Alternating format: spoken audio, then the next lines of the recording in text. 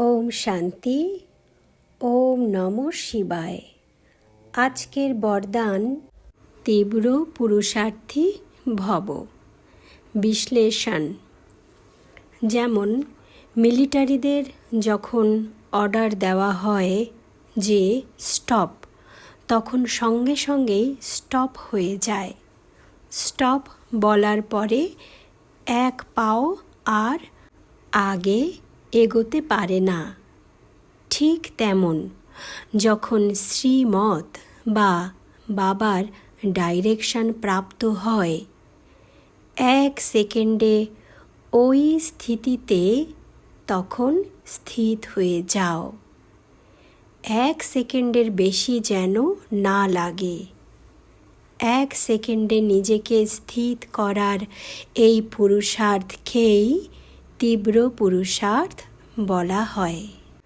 তো বাবা কি বলেছে আজকের বরদানটাই ছিল তীব্র পুরুষার্থী ভব। সময়ের ইশারা অনুসারে বর্তমানে কিন্তু শুধু পুরুষার্থের আর সময় নেই। বর্তমান সময়টাই হলো এখন তীব্র পুরুষার্থ করে এগিয়ে যাওয়ার সময়। আর এই তীব্র পুরুষার্থ কিভাবে করা যাবে, যেটা আজকে আমরা জানলাম, তা হলো যে কোনো সময়তেই পরিস্থিতিতেই যেভাবে বাবা আমাদেরকে ডাইরেকশন দিয়েছে বা শ্রীমত আমরা রেগুলার পাচ্ছি, তো প্রতিদিন তো আমাদের সামনে অনেক রকম পরিস্থিতি এসে হাজির হচ্ছে। তো সেই শ্রীমত বা ডাইরেকশন অনুসারে আমাদের মন বুদ্ধিকে 1 সেকেন্ডে কিন্তু চালনা করতে হবে।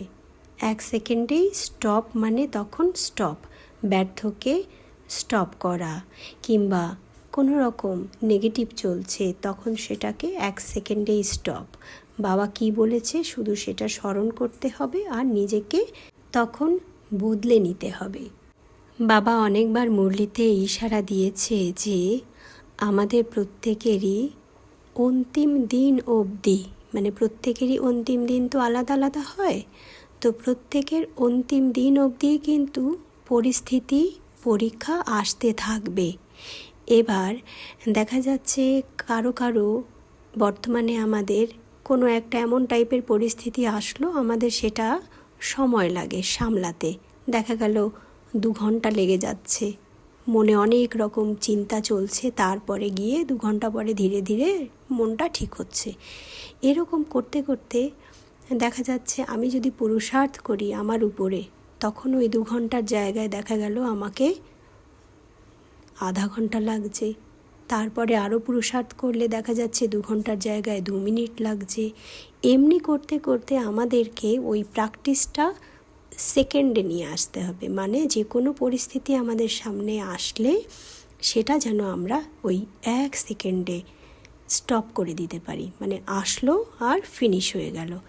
এটাই হলো আমাদের পুরুষার্থ, অর্থাৎ তীব্র পুরুষার্থ। ওম নমঃ শিবায়।